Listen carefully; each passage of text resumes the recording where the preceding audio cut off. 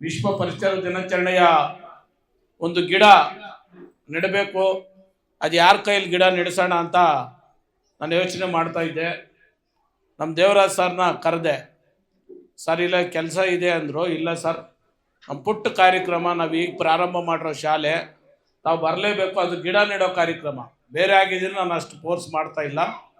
ಆ ಗಿಡ ಹೆಂಗೆ ಬೆಳೀತದೋ ನಮ್ಮ ಶಾಲೆ ಹಂಗೆ ಬೆಳಿಬೇಕನ್ನೋ ಉದ್ದೇಶದಿಂದ ನಿರ್ಮಲವಾದ ಮನಸ್ಸು ಶುದ್ಧವಾಗಿರಬೇಕು, ನಿರ್ಮಲವಾದ ಮನಸ್ಸಿಂದ ಗಿಡ ನೆಡಬೇಕು ಅಂತೇಳಿ ಅವ್ರನ್ನ ಆಹ್ವಾನ ಮಾಡಿದಾಗ ಅವರು ಆಹ್ವಾನಕ್ಕೆ ಮನ್ನಣೆ ಕೊಟ್ಟು ಇವತ್ತು ಬಂದು ಗಿಡ ನಾಟಿ ಮಾಡಿ ನಮ್ಮ ಕಾರ್ಯಕ್ರಮದಲ್ಲಿ ಭಾಗವಹಿಸಿದ್ದಾರೆ. ಅದೇ ರೀತಿ ಎಲ್ಲ ಇಲ್ಲಿ ನಮ್ಮ ಸ್ನೇಹಿತರು, ಗೌರವಾನ್ವಿತರು ಸ್ನೇಹಿತರು ಎಲ್ಲರೂ ಇಲ್ಲಿ ಅತಿಥಿಗಳು ಆಹ್ವಾನಿಸಿದಾಗ ಎಲ್ಲರೂ ಸಕಾಲಕ್ಕೆ ಆಗಮಿಸಿದ್ದಾರೆ. ಎಲ್ರಿಗೂ ವಂದಿಸ್ತಾ, ನಾವು ಈ ಗ್ಯಾಲಕ್ಸಿ ಶಾಲೆನ ಇಲ್ಲೊಂದು ಶಾಲೆ ಮಾಡಬೇಕು, ಇಲ್ಲಿ ಒಂದು ಈ ಥರ ಪರಿಸರ ನಿರ್ಮಾಣ ಆಗುತ್ತೆ, ಇಲ್ಲೊಂದು ಬಿಲ್ಡಿಂಗ್ ಆಗುತ್ತೆ, ಯಾವುದೇ ಕಲ್ಪನೆ ಮುಂದಾಲೋಚನೆ ಏನೂ ಇಲ್ಲದೆ ಪ್ರಾರಂಭ ಆಗಿರೋದು ಇದು ಗ್ಯಾಲಕ್ಸಿ ಶಾಲೆ. ಏನಾಯಿತು ಅಂದರೆ, ಮೊದಲು ಸಿದ್ದರಾಮಯ್ಯನವ್ರು ಇದ್ದಾಗ ಒಕ್ಲೇರಿ ಹೋಬಳಿಗೆ ಒಂದು ವಸತಿ ಶಾಲೆ ಬೇಕು ಅಂತೇಳಿ, ಹಾಸ್ಟೆಲ್ ಅಂತೇಳಿ ನಾನು ಮನವಿ ಕೊಟ್ಟಿದ್ದೆ. ನೂತನವಾಗಿ ಪ್ರಾರಂಭವಾಗಿರುವ ಶ್ರೀವೇಣು ಟಿವಿಎಸ್ ಶೋರೂಮ್ನಲ್ಲಿ ಟಿವಿಎಸ್ ಕಂಪನಿಯ ಎಲ್ಲಾ ರೀತಿಯ ಪೆಟ್ರೋಲ್ ಮತ್ತು ವಿದ್ಯುತ್ ಚಾಲಿತ ಬೈಕ್ಗಳಿಗಾಗಿ ಎಂದೇ ಭೇಟಿ ನೀಡಿ. ವಿಳಾಸ ಬೈಪಾಸ್ ರಸ್ತೆ, ಮಾರುತಿ ನೆಕ್ಸಾ ಕಾರ್ ಶೋರೂಮ್ ಪಕ್ಕ, ಕೋಲಾರ. ಹೆಚ್ಚಿನ ಮಾಹಿತಿಗಾಗಿ ಸಂಪರ್ಕಿಸಿ 9986333899 ಅಥವಾ 9986933299. ಶಾಸಕರು ನಾನೇ ಲೆಟರ್ ತಗೊಂಡೋಗಿ ಆಂಜನೇಯಲುಗ ಮತ್ತೆ ಸಿದ್ದರಾಮಯ್ಯನವ್ರಿಗೆ ಮನವಿ ಕೊಟ್ಟು, ಸರ್ ಒಕ್ಲೇರಿ ಹೋಬಳಿ ಕೇಂದ್ರ ಒಂದು ಹಾಸ್ಟೆಲ್ ಇಲ್ಲ, ನಮ್ಗೆ ಹಾಸ್ಟೆಲ್ ಬೇಕು ಅಂತ ಮನವಿ ಕೊಟ್ಟಿದ್ದೆ.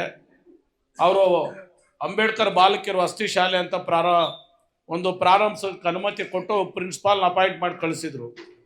ಸೊ ಊರೆಲ್ಲ ಬಾಡಿಗೆ ಕಟ್ಟಡ ಕೇಳಿದ್ವಿ, ಯಾವುದೂ ಸಿಕ್ಕಿಲ್ಲ. ಅಯ್ಯೋ ಅನ್ಯಾಯ, ಊರಿಗೆ ಹಾಸ್ಟೆಲ್ ಕ್ಯಾನ್ಸಲ್ ಆಗ್ತದಲ್ಲ ಅಂತೇಳಿ ರಮೇಶ್ ಕುಮಾರ್ ಅವರನ್ನ ಸಮಯ ಹಿಂಗಾಗಿದೆ ಅಂದೆ. ಈಗ ಏನಾಗಬೇಕು ಹೇಳು ಅಂದರು. ಅವಾಗ ಹೆಲ್ತ್ ಮಿನಿಸ್ಟರ್ ರಮೇಶ್ ಕುಮಾರ್, ಅವಾಗ ಹಾಸ್ಪಿಟಲ್ ಕ್ವಾರ್ಟರ್ಸಲ್ಲಿ 3 ತಿಂಗಳು ಸ್ಕೂಲ್ ಪ್ರಾರಂಭ ಮಾಡಿದ್ವಿ. ಅದಾದಮೇಲೆ ನನ್ನ ಸ್ವಂತ ಜಮೀನಲ್ಲಿ ಶೆಡ್ ಹಾಕಿ ಕೊಟ್ಬಿಡೋಣ, ಹಾಸ್ಟೆಲ್ ನಡ್ಕೊಂಡು ಹೋಗ್ಲಿ ಅನ್ನೋ ಉದ್ದೇಶಕ್ಕೆ ಬಂದು ನಾನು ಇಲ್ಲಿ ಕಟ್ಟಕ್ಕೆ ಪ್ರಾರಂಭ ಮಾಡಿದೆ. ಸೊ ಅಲ್ಲಿ ನಾನು ಶೀಟ್ ಹಾಕಕ್ಕೆ ಹೋದೆ. ಸೊ ಬಂದಿದ್ದವ್ರೇನೋ ಆಟೋಮೆಟಿಕ್ 4 ರೂಮ್ ಹಾಕಿ ಅವ್ರಿಗೆ ಕೊಟ್ಟೆ, ಇಲ್ಲಿಗೆ ಶಿಫ್ಟ್ ಆದರು. ಅದಾದಮೇಲೆ ಒಂದು ಆಫೀಸ್ ರೂಮ್ ಈ ಕಡೆ ಅದಕ್ಕೆ ಅಟ್ಯಾಚ್ ಮಾಡಿದೆ.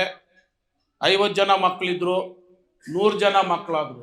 100 ಜನ ಆದಾಗ ಪಾಪ ಇಲ್ಲೇ ಊಟ, ಇಲ್ಲೇ ಮಲಗೋದೆಲ್ಲ ಜಾಸ್ತಿ ಕಷ್ಟ ಆಯಿತು. ಅದನ್ನು ಡೈನಿಂಗ್ ಹಾಲು ಅಂತ ಆ ಕಡೆ ಒಂದು 80 ಅಡಿ ಶೀಟ್ ಹಾಕಕ್ಕೆ ಕಟ್ಟಿದೆ. ಸ್ನೇಹಿತರು, ನಾನು ಇಷ್ಟೆಲ್ಲ ಸಾಧನೆ ಮಾಡೋದಕ್ಕೆ, ಇಷ್ಟೆಲ್ಲ ಇವತ್ತಾಗಕ್ಕೆ ಕಾರಣನೇ ಎಲ್ಲ ಜತೆಗಾರರು. ಒಬ್ಬೊಬ್ರು ಒಂದೊಂದು ರೀತಿ, ಏನಪ್ಪ ನೀನು ಶೀಟ್ ಹಾಕಿದ್ರೆ ಚೆನ್ನಾಗಿರಲ್ಲ, ಮೋಲ್ಡೇ ಹಾಕ್ಬಿಡು ಅಂದರು. ನಾನು ಹೈಟ್ ಕಟ್ಬಿಟ್ಟಿದ್ದೀನಿ. ಕೊನೆಗೆ ಯಾರು ಅಷ್ಟು ಸೆಂಟ್ರಿಂಗ್ ಹೊಡೆಯೋರೇ ಬರಿಲ್ಲ. ಕೊನೆಗೇನೋ ಮಾಡಿ ಹೈಟ್ಗೆ ಅಲ್ಲೇ ಮೋಲ್ಡ್ ಹಾಕಿದ್ವಿ. ಸೊ ಅಷ್ಟಾಯಿತು. 250 ಜನ ಮಕ್ಕಳಾಗೋದ್ರು. ಮೇಲೆ ರೂಮ್ಗಳು ಕಟ್ಕೊಟ್ಟೆ. ಸೊ 4-5 ವರ್ಷ ಇಲ್ಲಿದ್ದರು. 5 ವರ್ಷ ತುಂಬ ಯಶಸ್ವಿಯಾಗಿ ಅಂಬೇಡ್ಕರ್ ಬಾಲಕಿಯರ ವಸತಿ ಶಾಲೆ ಇಲ್ಲಿ ನಡುತ್ತು. 6 ಎಕರೆ ಪಕ್ಕದಲ್ಲಿ ಶಾಂಕ್ಷನ್ ಆಯಿತು. ನಾನೇ ಅದನ್ನು DC ಅವ್ರಿಗೆ ಲ್ಯಾಂಡೆಲ್ಲ ಪಾಣಿ ಎತ್ಕೊಂಡೋಗಿ ಕೊಟ್ಟೆ. 6 ಎಕರೆ ಲ್ಯಾಂಡ್ ಮಂಜೂರಾಯಿತು. ಒಂದು ಒಳ್ಳೆ ಬಿಲ್ಡಿಂಗಲ್ಲಿ ಎದ್ದಿತು. ಅವರು ಹೊರಟೋದ್ರು. ಇಲ್ಲಿಂಕ ಅಲ್ಲಿ ಶಿಫ್ಟ್ ಮಾಡಿದರು. ನನಗೇನು ಮುಂದಾಲೋಚನೆ ಇಲ್ಲ, ಏನೋ ಸ್ಕೂಲ್ ಮಾಡಬೇಕು ಅಲ್ಲ, ಅಥವಾ ಅವ್ರು ಹೋದ್ಮೇಲೆ ಬಿಲ್ಡಿಂಗ್ ಏನು ಮಾಡಬೇಕು ಅದೆಲ್ಲ ಗೊತ್ತಿಲ್ಲ. ಇವತ್ತು ಒಳ್ಳೇದು ಮಾಡಬೇಕು, ಇದರಿಂದ ಒಳ್ಳೇದಾಗ್ತದ ಮಾಡ್ತಾರದಷ್ಟೇ. ಅವ್ರು ಹೋದ್ಮೇಲೆ ಬಂದು ನೋಡ್ತೀನಿ ಬಿಲ್ಡಿಂಗ್ ಬೇಕು ಅಂತಿದೆ. ಆಮೇಲೆ ಏನೋ ಮಾಡಬೇಕು ಅಂತೇಳಿ ಯಾರ್ಯಾರಿಗೋ ಹೋಗ್ದೆ. ಪರ್ಮಿಷನ್ ತಗೊಂಬ ಮಾಡ್ತೀವಿ ಅಂದರು. ಕಾಲೇಜ್ ಪರ್ಮಿಷನ್ ತಗೊಂಬಂದೆ. ಸುಮಾರು ಜನ ಬಂದರು. ನಮ್ಮ ಉಷಾ ಗಂಗಾಧರವ್ರು ಬಂದರು. ಇಲ್ಲಿ ಕಾಲೇಜ್ ಓಪನ್ ಮಾಡೋಕ್ಕೆ ತುಂಬ ಚೆಂದಾಗಿದೆ ಅಂತೆಲ್ಲ ಅಂದರು. ಕೆಲವು ಕಾರಣಗಳು ಏನೇನೋ ಹೇಳಿ ಅಯ್ಯೋ ಬೇಡಪ್ಪ ಅಂತ ವಾಪಸ್ ಹೋದರು. ಐ ಪರ್ಮಿಷನ್ ತಗೊಂಬಂದೆ. ಇಲ್ಲಿ ಇಂಡಸ್ಟ್ರಿಯಲ್ ಏರಿಯಾ ಇದೆ, ನಾನು ಇಲ್ಲಿ ಐ ಮಾಡಿಬಿಟ್ರೆ ಹುಡುಗರಿಗೆ ಕೆಲಸ ಸಿಗ್ತದೆ ಅಂತೇಳಿ ಐ ಪರ್ಮಿಷನ್ ಕೂಡ ತಗೊಂಬಂದಿದ್ದೀನಿ. ರಾಮನಗರದಲ್ಲಿ ನಮ್ಮ ಸ್ನೇಹಿತರದೊಂದು ಐ ಮುಚ್ಚೋಗಿತ್ತು. ಆತನ ಹತ್ರ ಪರ್ಚೇಸ್ ಮಾಡಿ ಇಲ್ಲಿ ಕೂಡ ಪರ್ಮಿಷನ್ ತಗೊಂಬಂದೆ. ಸೊ ಬೋರ್ಡ್ ಹಾಕೊಂಡು ಕುಂತ್ಕೊಂಡ್ವಿ. ನಾನು ಪ್ರಿನ್ಸಿಪಾಲು ಒಬ್ಬರು ಬರೀಲ್ಲ. ನೋಡಿ ಐಟೈ ಎತ್ಬಿಟ್ಟೆ. ಆಮೇಲೆ ಜೆ ನಾಗರಾಜ್ ಸರ್ ಸಿಕ್ಕಿದ್ರು. ನೀನು ಯಾಕೆ ಸ್ಕೂಲ್ ಮಾಡಬಾರ್ದು ಅಂದರು. ಆವಾಗ ನೋಡ್ತೀವಿ ಆನ್ಲೈನಾಗ ಒಂದೇ ದಿನ ಟೈಮ್ ಇರೋದು ಅಪ್ಲಿಕೇಶನ್ ಹಾಕಕ್ಕೆ. ಅದು ಏನೋ ರಿಪೀಟ್ ಬಿಟ್ಟವ್ರು ನನ್ನ ಟೈಮು. ಹಂಗೆ ಅರ್ಜಿ ಹಾಕಿದ್ವಿ ಆನ್ಲೈನಲ್ಲಿ. ಸೊ ಬಂದು ಬಿಲ್ಡಿಂಗ್ ನೋಡಿದ ತಕ್ಷಣ ಯಾವುದೇ ಅಬ್ಜೆಕ್ಷನ್ ಮಾಡಿದೆ. ಎಲ್ಲ ಸ್ಕೂಲ್ ಬೇಕಾದಷ್ಟು ಎಲ್ಲ ಇದೆ ಇಲ್ಲಿ ಅಂತೇಳಿ ಸ್ಕೂಲ್ ಪರ್ಮಿಷನ್ ಕೊಟ್ಟರು. ಈಗ ಪ್ರಿಯಾ ಮೇಡಮ್ ಮಾತಾಡ್ತಾ ಇದ್ದಾರಲ್ಲ, ಅವರು ಧನ ಮೇಡಮ್ ಅಂತ, ಧನಲಕ್ಷ್ಮಿ ಅಂತ, ಮತ್ತು ರವಿ 3 ಟೀಚರ್ಸ್ ಬಂದರು. ಅದು ಸ್ಕೂಲು ನಿನ್ನ ಕೈಯಲ್ಲಿ ಆಗಲ್ಲ, ಯಾರಿಗಾನ ಕೊಟ್ಬಿಡು ಅಂದರು. ಯಾರೋ ಬೆಂಗಳೂರವ್ರು ಬಂದಿದ್ದರು. ಅವ್ರು ತಿಂಗಳಿಗೆ ಒಂದಿಷ್ಟು ಕೊಡೋದಂತೇನೋ ಒಪ್ಪಂದ ಮಾಡಿದರು. ಅವರು ಎಲ್ಲ ಬಂದು ನೋಡಿದರು. ಅವರು ಈ ಥರ ಆಫೀಸ್ ರೆಡಿ ಮಾಡಿಕೊಡಿ ಅಂತೆಲ್ಲ ಹೇಳಿದರು. ಅದನ್ನು ರೆಡಿ ಮಾಡಿದೆ. ಹೇಳ್ಬಾರ್ದು ಹೇಳ್ಬಿಡ್ತೀನಿ. ಅವರು ಅಯ್ಯೋ ರಾಜಪ್ಪನ ಅಲ್ಲೆಲ್ಲ ಲೀಡ್ರ್ ಅಂತಪ್ಪ, ಅವ್ರ ಸವಾಸ್ ಬೇಡ, ನಮ್ಗೆ ಬೇಡ ಸರ್ ಅಂತೇಳಿ ಅವ್ರು ಹೋಗ್ಬಿಟ್ರು. ಏನು ಹಿಂಗಾಗೋಯ್ತಲ್ಲ ಅಂತೇಳಿ ನಾನು ನನ್ನೇ ಅನ್ಕೊಂಡೆ, ಏನು ನನ್ನ ಲೂಪ್ ಹೋಲ್ಸು ಅಂತ. ಆಮೇಲೆ ಕೊನೆಗೆ ನಾನೇ ಪ್ರಾರಂಭ ಮಾಡಿದೆ. ಫಸ್ಟ್ ವರ್ಷ ಎಲ್ಲ ಹಳ್ಳಿಗಳಿಗೆ ಹೋಗಿ ಪಾಂಪ್ಲೆಟ್ ಕೊಟ್ಟರು. ಸ್ಕೂಲ್ ಹೆಸರೇ ಗೊತ್ತಿಲ್ಲ. ಸೊ 33 ಜನ ಮಕ್ಕಳು ಬಂದರು. ನಮಗೆ ಒಂದು ಕಾನ್ಫಿಡೆಂಟ್ ಬಂತು, ಏನಾದರೂ ಮಾಡ್ಬೋದು ಅಂತ. ಸೊ ನಮ್ಮ ಟೀಚರ್ಸು ಆ 33 ಜನಕ್ಕೆ ತುಂಬ ಎಫರ್ಟ್ ಹಾಕಿದರು. ಎಷ್ಟು ಎಫರ್ಟ್ ಹಾಕಿದ್ರು ಅಂದರೆ ಆ 33 ಜನ ಅಷ್ಟು ಚೆಂದಾಗಿ ಎಲ್ಲ ಎಫರ್ಟ್ ಹಾಕಿ ಇಲ್ಲಿ ತುಂಬ ಚೆನ್ನಾಗಿ ನಡೆಸಿದ್ವಿ. 1 ವರ್ಷ ಆದಮೇಲೆ 2ನೇ ವರ್ಷಕ್ಕೆ ಮಕ್ಕಳ ಸಂಖ್ಯೆ 90 ಹೋಯಿತು. ಈಗ ಪುಟ್ಟ ಮಕ್ಕಳೆಲ್ಲನೂ ಈಗೆಲ್ಲ ಪೇರೆಂಟ್ಸ್ ನಂಬಿಕೆ ಬಂದಿದೆ. ನಾವು ಬರೀ, ನಾನು ಯಾಕೆ ಇಷ್ಟೆಲ್ಲ ಹೇಳ್ತಾ ಇದ್ದೀನಿ ಅಂದರೆ, ಒಂದು ಸಂಸ್ಥೆ ಇದು ಕಟ್ಟಬೇಕಂತ ಕಟ್ಟಿರೋದಲ್ಲ, ಹೇಳಿದ್ನಲ್ಲ. ಬಟ್ ಇನ್ನೊಂದೇನು ಅಂದರೆ, ಮನುಷ್ಯ ಏನು ಆಲೋಚನೆ ಮಾಡ್ತಾನೋ ಆ ಆಲೋಚನೆಗೆ ಪರಿಸರ ಕೂಡ ನಮ್ಗೆ ಹಂಗೆ ಕೊಡ್ತದೆ. ನಾವು ಚಿಂತನ ಚಾವಡಿ ಅಂತ ನಡೆಸ್ತಾ ಇದ್ವಿ. ಆಗ ಶಾಸ್ತ್ರಿ ಅಂತ, ನಿಜವಾಗೂ ನಾವು ಕೋಲಾರ ಬಗ್ಗೆ ಪ್ರಪಂಚದ ಯಾವುದೇ ಮೂಲೆನಾಗ ಹೋಗಿ ಕೋಲಾರವ್ರು ಅಂತೇಳಿ ಗೌರವ ಕೊಡ್ತಾರೆ. ಕೋಲಾರಲ್ಲಿರುವಂಥ ಜ್ಞಾನಿಗಳು, ಕೋಲಾರಾಗಿರೋರಂಥ ಧೈರ್ಯವಂತರು, ಕೋಲಾರಾಗಿರುವಂಥ ಶಕ್ತಿವಂತರು ಯಾರೂ ಇಲ್ಲ. ಶಾಸ್ತ್ರಿ ಅಂತ ಕೆನರಾ ಬ್ಯಾಂಕಲ್ಲಿ ಕೆಲಸ ಮಾಡ್ತಾಯಿದ್ರು. ಅವರು ಒಂಥರ ಕಂಪ್ಯೂಟ್ರ್ ಇದ್ದಂಗೆ ಅವರು ನಮಗೆ, ನಾವು ಲೀಡರ್ಸ್ ಆಗಿದ್ವಿ, ನಮಗೆ ಪಾಠ ಮಾಡೋಕ್ಕೆ ಬರ್ತಾಯಿದ್ರು. ಬ್ರೂಕರ್ ಟಿ ವಾಷಿಂಗ್ಟನ್ ಅಂತ ಒಂದು ಪುಸ್ತಕದ ಬಗ್ಗೆ ಪಾಠ ಮಾಡಿದರು. ನನಗೆ ಅವಾಗೆ ಅನ್ನಿಸ್ತು, ನಾವು ಸ್ಕೂಲ್ ಓಪನ್ ಮಾಡಿಬಿಡ್ಬೋದಲ್ಲ ಅಂತ. ಸಾಧ್ಯ ಆಗಿಲ್ಲ. ಸೊ ಆ ಆಲೋಚನೆ ಇಲ್ಲಿಗೆ ತಂದು ನಿಲ್ಲಿಸಿದೆ. ಅದಾದಮೇಲೆ ಈಗ ತುಂಬ ಚೆನ್ನಾಗಿ ಶಾಲೆ ನಡೀತಾ ಇದೆ. ಈ ವರ್ಷ ಸುಮಾರು ಜನ ಪೋಷಕರು ಸೇರಿಸ್ತಾ ಇದ್ದಾರೆ. ಪರಿಸರ ದಿನಾಚರಣೆ ಇವತ್ತು ಯಾಕೆ ನಾವು ಮಾಡ್ತಾ ಇದ್ದೀರಿ, ಮದರ್ಸ್ ಡೇ ಯಾಕೆ ಮಾಡ್ತಾ ಇದ್ದೀರಿ ಅಂದರೆ, ಶಿಕ್ಷಣದ ಜೊತೆಗೆ ಅವೇರ್ನೆಸ್. ಇವತ್ತು ಪರಿಸರದಿಂದ ನಮಗೇನು ತೊಂದರೆ ಆಗ್ತಾ ಇದೆ ಅನ್ನೋದು ಕೂಡ ಈ ಮಕ್ಕಳಲ್ಲಿ ಇವಾಗಲೇ ಬರಲಿ. ಇಂಥ ದಿನ ಇದೆ, ಈ ಗಿಡದ ಬಗ್ಗೆ ಇಷ್ಟು ದಿವಸ ಶಾಲೆಯಲ್ಲಿ ಅದನ್ನೇ ಪಾಠ ಮಾಡಿದ್ದೀವಿ, ಈ ಥರ ಅರಿವು ಮೂಡಿಸ್ಬೇಕನ್ನೋ ಕಾರಣಕ್ಕೆ ಅದನ್ನು ಮಾಡಿದ್ವಿ. 2ನೇ ತಾಯಂದಿರ ದಿನಾಚರಣೆ ಮೇ 10ನೇ ತಾರೀಕು ಇರೋದು. ಆದರೂ ಇವತ್ತು ಯಾಕೆ ಮಾಡಿದ್ರು ಅಂದರೆ, ಪೋಷಕರು ಬರ್ತಾರೆ. ಆ ಪೋಷಕರು ಮಕ್ಕಳನ್ನು ಹೆಂಗೆ ಪೋಷಣೆ ಮಾಡಬೇಕು, ಅವರಲ್ಲಿ ಕೂಡ ಅರಿವು ಮೂಡಿಸ್ಬೇಕು, ಮಕ್ಕಳಲ್ಲಿ ತಾಯಿ ಬಗ್ಗೆ ಗೌರವ ಬರಬೇಕು ಅನ್ನೋ ಉದ್ದೇಶಕ್ಕೆ ನಾವು ಇವತ್ತು ಮದರ್ಸ್ ಡೇ ಕೂಡ ಇಟ್ಕೊಂಡಿದ್ದೀವಿ. ವಿಶೇಷವಾಗಿ ನಾನು 2 ಆಹ್ವಾನ ಮಾಡಿದ್ದೆ. ದೇವರಾಜ್ ಸರ್ನ ಕರೀಕ್ ಫಸ್ಟು 2 ಆಹ್ವಾನ ಮಾಡಿದ್ದೆ. ಒಂದು ಪರಿಸರ ದಿನಾಚರಣೆ ಬಗ್ಗೆ ಒಬ್ಬ ಸುದರ್ಶನ್ ಅಂತ ಹೆಲ್ತ್ ಡಿಪಾರ್ಟ್ಮೆಂಟಲ್ಲಿ ಕೆಲಸ ಮಾಡ್ತಾನೆ. ನಂಗೆ ಮೊನ್ನೆವರೆಗೂ ಅವ್ನು ಹೆಲ್ತ್ ಡಿಪಾರ್ಟ್ಮೆಂಟಲ್ಲಿ ಕೆಲಸ ಮಾಡೋದು ಗೊತ್ತಿಲ್ಲ. ಅವನು ಕೋಲಾರಲ್ಲಿ ಮರಗಳಿಗೆ ಬಂದು ಮಳೆ ಹೊಡಿತಾ ಇದ್ದ.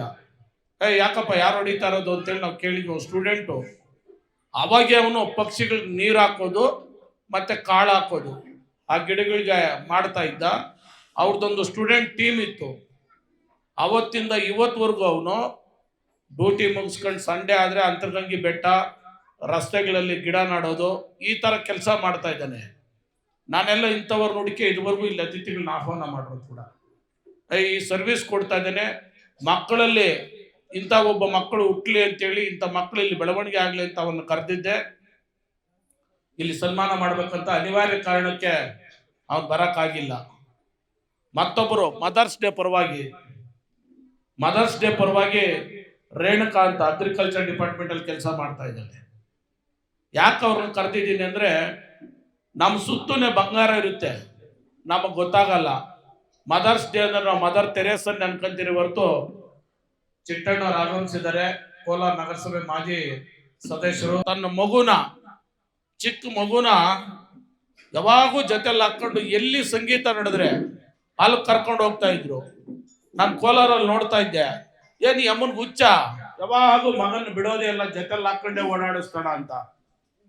ತಾಯಿ ಎಲ್ಲಿವರೆಗೂ ತಗೊಂಡು ಹೋದ್ಲು ಅಂದ್ರೆ, ನಮ್ಮ ಕೋಲಾರ ಹುಡುಗ ಸರಿಗಮ ಪಾನಲ್ಲಿ ಬಾಲಸುಬ್ರಹ್ಮಣ್ಯಂ ಜೊತೆಯಲ್ಲಿ ಆಡೋ ಮಟ್ಟಕ್ಕೆ ತನ್ನ ಮಗನ್ನ ಹಗಲು ರಾತ್ರಿ ಪೋಷಣೆ ಮಾಡಿ ಕರ್ಕೊಂಡೋಗಿ ಆ ಮಟ್ಟಕ್ಕೆ ಬೆಳೆಸಿದ್ದಾಳೆ.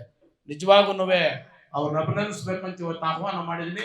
ಎಲ್ಲ ಚಪ್ಪಾಳೆ ತಟ್ಟೋದ್ರ ಮುಖಾಂತರ ಅವ್ರನ್ನ ಅಭಿನಂದಿಸ್ಬೇಕು. ಯಾಕೆ ಹೇಳ್ತಾ ಇದ್ದೀನಿ ಅಂದ್ರೆ, ಒಂದು ಮಗು ಬೆಳಿಬೇಕಂದ್ರೆ ತಾಯಿ ಪಾತ್ರ ನಾವು ಶಾಲೆನಲ್ಲಿ ಏನಾದ್ರೂ ಕಲಿಸ್ಬೋದು, ಆದ್ರೆ ತಾಯಿ ಇದ್ದಾಳಲ್ಲ, ಪ್ರಪಂಚನೇ ಗೆಲ್ಲಿಸ್ಬೋದು ತಾಯಿ. ಆ ಕಾರಣಕ್ಕೆ ನಾನು ಇವತ್ತು ಅವ್ರನ್ನ ಸನ್ಮಾನ ಮಾಡಬೇಕು ಅಂತ ಆಹ್ವಾನ ಮಾಡಿದ್ದೀನಿ. ಈಗ ಇಷ್ಟಿದ್ದ ಹುಡುಗ ನಮ್ಗಿಂತ ಎತ್ತರ ಬೆಳೆದಿದ್ದಾನೆ, ಎದ್ದಿದ್ದ ಕಾಪ. ಅವನ್ ಚಿಕ್ಕ ಹುಡುಗ ಇದ್ದಾಗ ಕೋಲಾರ ಜಿಲ್ಲೆಯಿಂದ ಸರಿಗಮಪ ಮೊಟ್ಟ ಮೊದಲು ಸ್ಪರ್ಧೆ ಮಾಡಿದವನು, ಬಾಲಸುಬ್ರಹ್ಮಣ್ಯಂ ಜೊತೆಲಿ ಆಡಿದ್ದಾನೆ. ಅವ್ರಿಗೆ ಸನ್ಮಾನ ಮಾಡಬೇಕು ಅಂತ ಆಹ್ವಾನ ಮಾಡಿದ್ದೀನಿ. ಇಷ್ಟು ನನ್ನ ಪ್ರಾಸ್ತಾವಿಕ ಮಾತು. ಮುಂದೆ ನಮಗೇನು ಗುರಿ ಇಲ್ಲ, ನಮಗೇನು ಆಸೆನೂ ಇಲ್ಲ. ನಾವು 15,000 ಫೀಸ್ ಇಟ್ಟಿರೋದು LKG UKG. ಯಾಕೆ ಅಂದರೆ, ಇವತ್ತು 70-80 ಸಾವಿರ ತಗೊಂತ ಇದ್ರು ಬೇರೆಯವರು. ಅವ್ರನ್ನೆಲ್ಲ ನಾವು ದೂಷಣೆ ಮಾಡ್ಕೊಂಡಿದ್ರೆ ಆಗಲ್ಲ. ಅವ್ರು ತಗೊಂತ ಇದ್ದಾರೆ ನಿಜ, ಇನ್ನೊಬ್ನೇನೋ ಮಾಡ್ತಾ ಇದ್ದಾರೆ ನಿಜ. ಸೊ ನಾವೇನು ಮಾಡಬೇಕು, ಸಮಾಜಕ್ಕೆ ನಾವು ಬಂದಿದ್ದೀರಿ, ನಾವು ಬದುಕಾಕಿಲ್ಲಿ ಭೂಮಿ ಎಲ್ಲ ಕೊಟ್ಟಿದ್ದೆ. ಸೊ ನಾವು ಹೋಗ್ಬೇಕಾದಾಗ, ಬರಬೇಕಾದಾಗ ಬೆತ್ತಲೆಯಾಗಿ ಬಂದಿದ್ದೀವಿ, ನಾವೇನು ತಂದಿಲ್ಲ. ಹೋಗ್ಬೇಕಾದಾಗ ಕೂಡ ನಾವು ಬೆತ್ತಲೆಯಾಗಿ ಹೋಗೋದು, ಏನು ಎತ್ಕೊಂಡು ಹೋಗಲ್ಲ. ಆದ್ರೆ ನಾವು ಇದ್ದು ಹೋಗೋ ಮಧ್ಯದಲ್ಲಿ ಏನಾದರೂ ಮಾಡಿ ಹೋಗ್ಬೇಕಲ್ಲ. ಆ ಕಾರಣಕ್ಕೆ ಅವಕಾಶ ಸಿಕ್ಕಿದೆ, ಈಗೇನೋ ಒಂದು ಅವಕಾಶ ಸಿಕ್ಕಿದೆ. ಒಳ್ಳೆ 4 ಮಕ್ಕಳನ್ನ, ಒಂದು ಕ್ಯಾರೆಕ್ಟ್ರು, ಒಂದು ಒಳ್ಳೆ ಎಜುಕೇಷನ್ನು, ಎರಡನ್ನು ಕೊಡೋಣ, ಮಕ್ಕಳಿಗೆ ಒಳ್ಳೆ ಭವಿಷ್ಯ ರೂಪಿಸೋಣ ಅನ್ನೋ ಕಾರಣಕ್ಕೆ ನಾವು ಹೊರಟಿದ್ದೀರಿ. ಇದಕ್ಕೆಲ್ಲರೂ ನನಗೆ ಪ್ರೋತ್ಸಾಹದಾಯಕವಾಗಿ ಸುಮಾರು ಜನ ಇದ್ದಾರೆ. ಮತ್ತು ಇನ್ನೊಂದು ಮಾತು ಹೇಳ್ಬಿಡ್ತೀನಿ, ಎಲ್ರಿಗೂ ಆಶ್ಚರ್ಯ, ಸುಮಾರು ಜನ ಬಂದು ನಿಂದೇನ ರಾಜನ ಬಿಲ್ಡಿಂಗು ಅಂತಾರೆ. ಮತ್ತು ಕೆಲವರೆಲ್ಲ ಅಂತಾರ ಯಾವುದೋ ಗೌರ್ಮೆಂಟ್ ಸ್ಕೀಮ್ ಆಗಂತ. ಈ ಬಿಲ್ಡಿಂಗ್ಗೆ ನಾನು ಯಾರ ಹತ್ರ ಒಂದು ಸಿಮೆಂಟ್ ಮೂಟೆ ಕೂಡ ಫ್ರೀಗೆ ತಗೊಂಡಿಲ್ಲ. ನಮ್ಮ